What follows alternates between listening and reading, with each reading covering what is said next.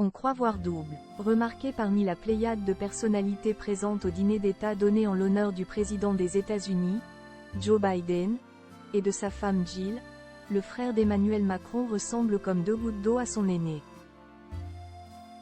Alors que, le 8 juin dernier, les marches de l'Élysée ressemblaient à s'y méprendre à celles du Festival de Cannes, un invité s'est illustré parmi la foule. Non, le président Macron ne s'est pas présenté deux fois, dans deux tenues différentes. Sosie parfait, son cadet Laurent Macron, était, lui aussi, convié à cette somptueuse cérémonie au menu particulièrement alléchant.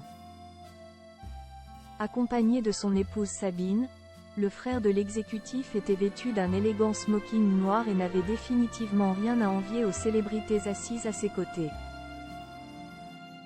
Même regard vif, même mâchoire marquée, même sourire malicieux. C'est simple, on ne sait plus qui est qui. Pourtant, en dépit de leur ressemblance physique, les deux hommes ont suivi des chemins bien différents. Alors qu'Emmanuel Macron s'est rapidement tourné vers la finance, puis vers la politique, son frère, lui, a suivi les traces de ses parents en devenant médecin. Fils de Jean-Michel Macron, médecin et professeur de neurologie au CHU d'Amiens et de Françoise Noguès, médecin conseil à la sécurité sociale. Laurent est aujourd'hui cardiologue et radiologue pour le groupe hospitalier privé Ambroise Paré de la ville de Neuilly-sur-Seine, quand Estelle, petite dernière de la fratrie, est-elle néphrologue. Une vocation familiale à laquelle l'aîné semble avoir échappé. Emmanuel et Laurent Macron, une relation chien et chat?